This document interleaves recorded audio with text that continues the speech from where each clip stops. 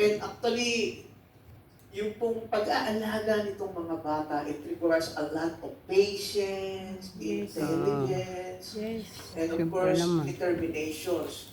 And nakaka-relate nga po ko sa inyo na may mga may mga anak po kayo, kaya po kayo naandyan is because of yung mabibigyan po ng magandang kinabukasan ang inyong pamilya.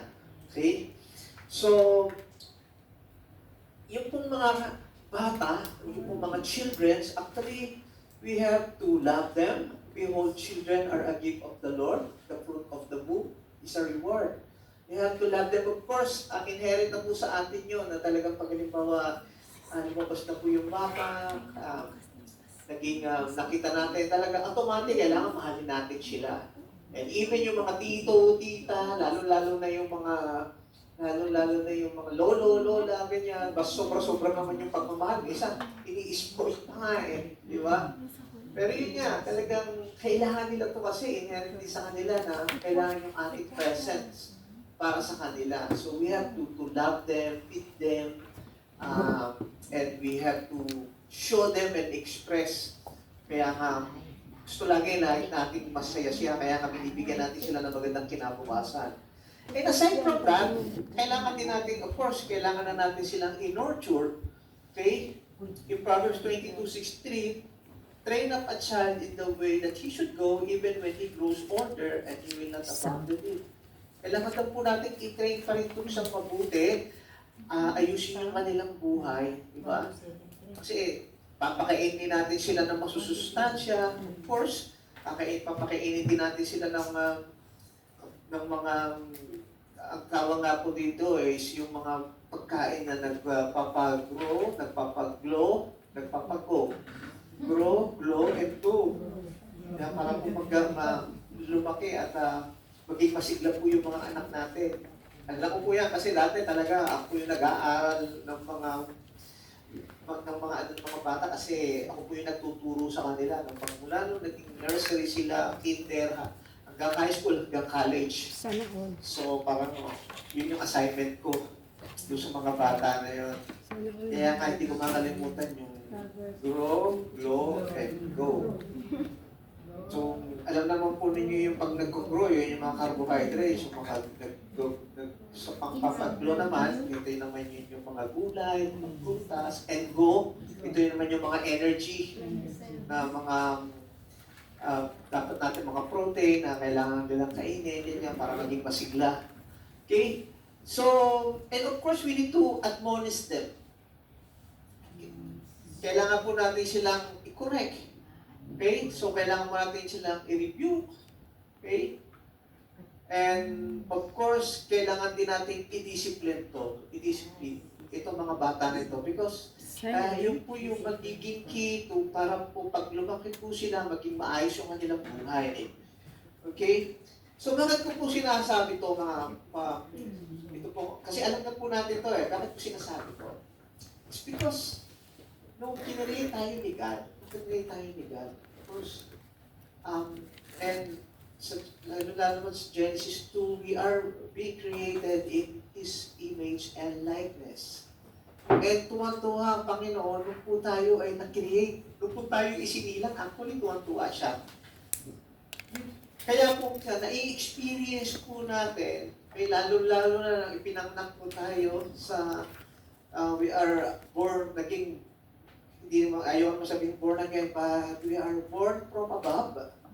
Or pinanganak po tayo muli kasi nakita natin ang Panginoon, nakilala natin yung Panginoon, so at tinuri tayong anak. So sinasabi nga, we need to be like children. We become like His children. Okay? Matthew 18 verse 3, Amen, I say to you, unless you turn and become like children, you will not enter the kingdom of God. So kung mapapasin po ninyo, the Lord God actually is continuously teaching us, nurturing us, admonishing us, disciplining us, and in the end, loving us. Walang tigil po yung pagmamahal niya sa atin. Amen. Okay? So, we have to embrace the present and moment. Okay? At kailangan po, we always find happiness po being the child of God. Kaya nga po, ang gusto ng, sabi ng Panginoon na, let the children come to me. Diba? Kasi nilipot niya yung mga apostles. Kasi Ang galing mga piyaninday ka. We must be childlike sa relationship sa Kanya. So, paano ba? Ano ba yung mga attitude ng mga children sa kanyang mga magulang, lalong-lalo na ng mga bata pa sila, yung kanilang mga formative years. Siguro yung mga magulang po sa inyo, alam na, di ba? Itong mga bata na to, di ba? Medyo malalambing, mga mabababaw ang kaligayahan, na ganyan, di ba? At itong mga bata na to, they are always, kapatid sila. Because they believe na meron silang magulang na nag-aasikaso sa kanila, na nagpo-provide sa kanila. They can sleep soundly, nakakatulog sila ng mahimbing, at gigising sila ng umaga, at alam nila, meron silang kakainin. Ganun po yung attitude ng bata. Diba, nung bata po tayo, wala po tayong problema. Wala po tayong, dahil alam po natin na pag gumising tayo sa umaga, hindi tayo nag-aalala, hindi tayo nag-iisip, kasi alam natin na meron na masarap na sinamang, may itlog, may tuyo, may tapa, kailangan natin yun. Because our parent try to provide it for us. Hindi nila tayo pinababayaan kasi mahal na mahal na tayo. And then minsan, pag medyo pasaway din tayo, pinagsasabihin din tayo, at dinidisiplina din tayo doon sa mga ginagawa nating mali. Kasi ang mga bata nagkakamali po yan. Ang mga bata, minsan, hindi nila alam ang ginagawa. Kaya nga minsan, di ba, mas alam ng mga magulang kung itong mga bagay na to hindi para sa iyo, hindi para sa kanya. Like for example, 5 years old, maghihingi ng bike.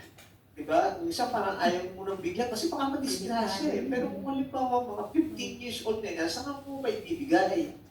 Just like, kaya itong mga bata na to, minsan, hindi nila maintindihan, pero kung ipapaliwanag ng maayos, ganito yung mangyayari. And sometimes in life, minsan meron pang, sa atin meron hindi binibigay ang Panginoon.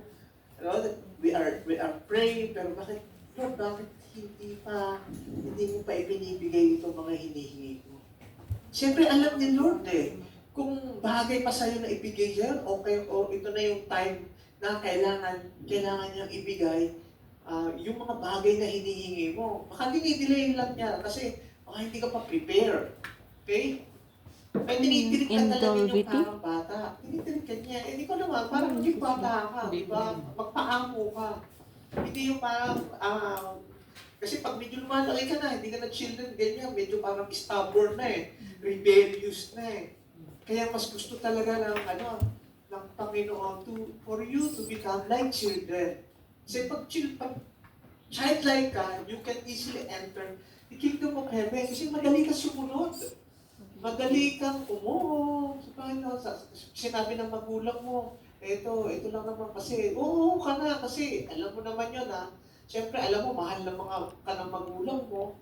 Okay? At alam natin na ayaw ng mga magulang natin na hindi tayo ipapahamak.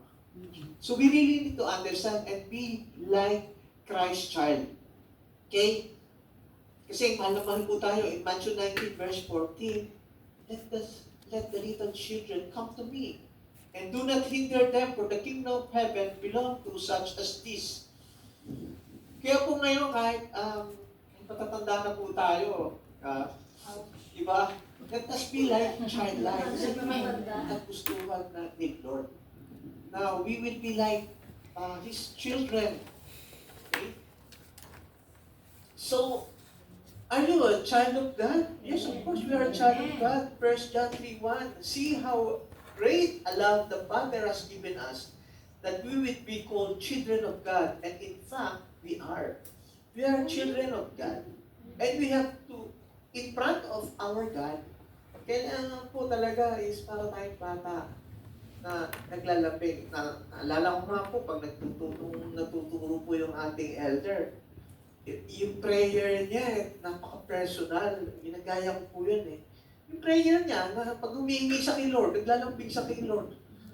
Naglalambing siya kay Lord na, Lord, wala naman ako. Yung mga sharing niya na meron siya ng trials, nangihingi siya ng makakain sila, may magbigay sila ng pagkain, o magpadala ng pagkain, na ganyan. Nangyayari. Or minsan meron siyang mga hinihiling ng mga bagay-bagay na hindi ba binibigay sa kanya ng Lord. Kasi doon, hindi niya maintindihan kung anong nangyayari dahil nga siguro alam na po na yun, nagkaroon ng trials ang ating mga elders. So yun po yung naging inspiration ko na yung trials na yun, lagi na, ilang taon yun, 2 or 3 years na pinipray, Lord, bakit ayaw mo niyo bang ibalik sa amin yung mga nawala? Kasi meron silang may mga i-claim silang mga malalaking amounts, assurance, pero hindi pa ibinibigay, pero naghihirap na talaga sila.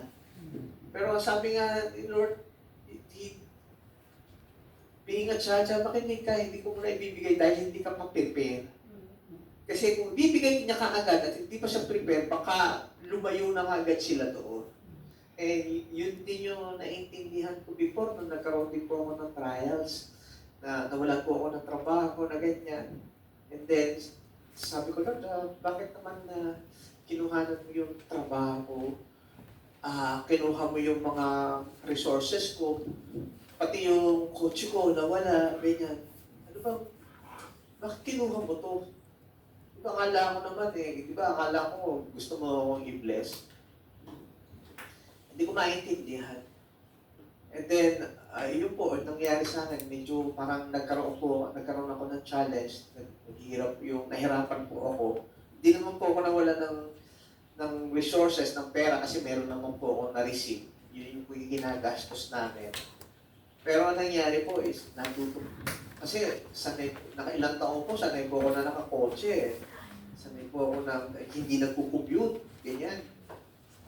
So, tapos, hindi ako basta-basta kumakain sa mga basta-bastang kainan, ganyan. Kailangan naka-restaurant ako, may credit card ako, ganyan. Kasi may trabaho po ako eh.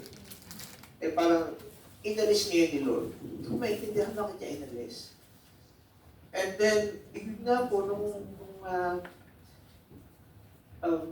nangyayari na po yung ganong situation, sa totoo lang po, nahihiya po ako.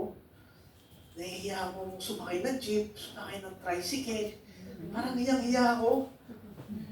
Tapos, yun, pagkalimbawa nakapila po ako sa jeep, nagtatago po ako kasi baka may makakita sa akin kakilala. Ganyan. So, ganun po yung naging attitude ko noon.